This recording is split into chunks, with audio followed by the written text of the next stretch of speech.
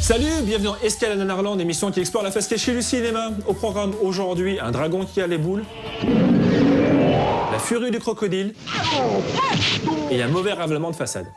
Allez, c'est parti.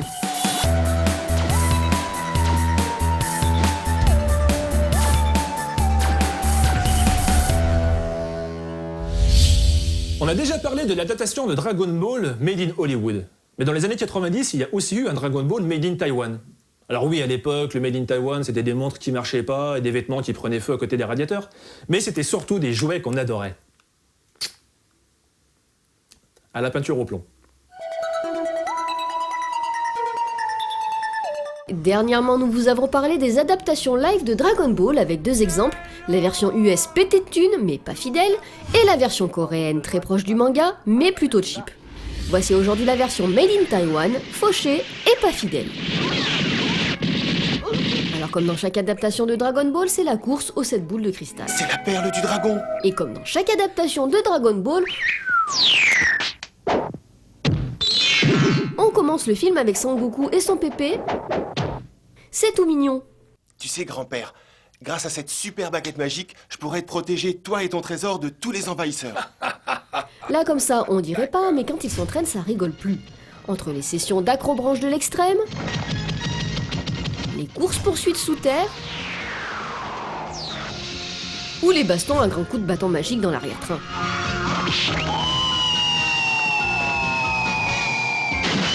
Et comme dans chaque adaptation de Dragon Ball, on croise la route de Yamcha qui affronte ici Sangoku, de Bulma qui joue quand même pas super bien, Je l'ai retrouvé, c'est génial. Je l'ai retrouvé, ouais, je l'ai retrouvé. et de Tortue Géniale. Sur ce dernier personnage, pas de grosse trahison, le vieux maître est assez proche de l'original. Foufou, vachement balèze et assez pervers. Quoi? Du côté des méchants, par contre, c'est freestyle, entre le chef cornu tout en latex et ses sbires qu'on croirait sortis d'une pub du début des années 80, c'est la fête au look improbable. Alors et le film ? Eh bien si on enlève une bonne dose d'humour ultra poussif et des dialogues quand même assez insipides, Pif, pif, pif. Attention. J'étais chanteuse à Tokyo. Qui c'est ça? il nous reste des combats parfois bien troussés. Parfois moins bien. On a aussi droit à un festival d'effets spéciaux très approximatif, dont ces attaques de vaisseaux synthétiques, ou le célèbre nuage magique qui devrait repasser le contrôle technique parce que ça fume un peu là.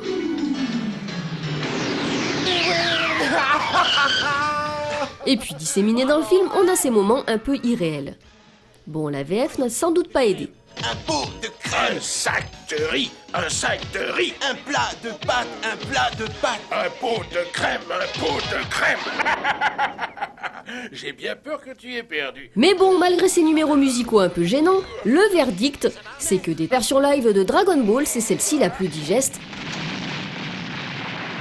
Pour le moment. Allez, au revoir, et sans rancune, hein. Tu me le paieras.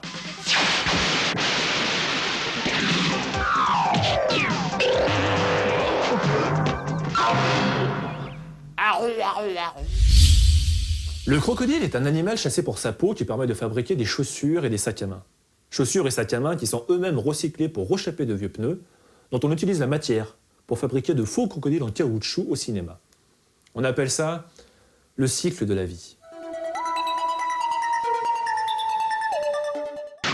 Oh, voilà mon déjeuner qui arrive. Le crocodile en mousse est un élément récurrent du mauvais film sympathique.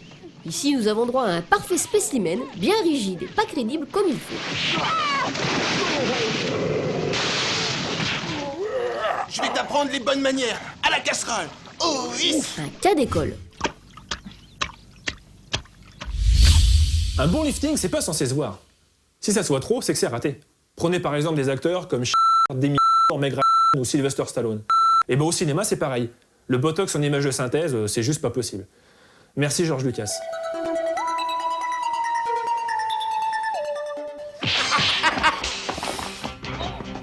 Le phénomène est assez rare pour être souligné. Lors de sa ressortie en DVD, cette adaptation de Dragon Ball a été reliftée. Si on la compare à une version précédente sortie en VHS, on voit tout de suite que les couleurs ont été réétalonnées. Ça, c'est courant. Que le film a été recadré, pourquoi pas, mais surtout qu'ils ont rajouté plein d'images de synthèse du début à la fin. Et s'ils ont utilisé la méthode dite de George Lucas, c'est sans doute pour surfer sur la sortie de Dragon Ball Evolution, le film de 2009. Alors pour certains effets, c'est vrai qu'il y a un mieux. Mais pour le reste, on peut se demander. Mais le pire est atteint avec le dragon, pas mal fait dans la première version, qui y laisse des écailles lors de son passage en numérique. Je n'exaucerai qu'un vœu, alors quel est-il? Parlez, je vous écoute. Moi, dragon, Jade, vas-y, fais un vœu. Voilà, fin de cette escale. Alors qu'est-ce qu'on peut retenir? Eh bien qu'on a retrouvé le grand-père d'Harry Potter, qu'à Taïwan, ils font aussi de faux Lacoste, et que, comme disait Bricoleur, peinture sur crasse égale 9. On se quitte avec l'extrait en trop, et surtout n'oubliez pas, le pire n'est jamais décevant.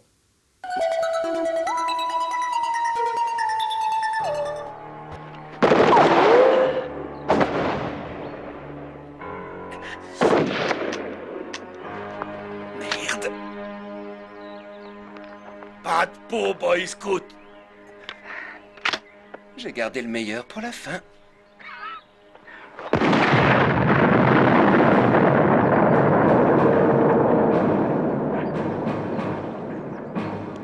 T'aurais peut-être dû lire ton horoscope.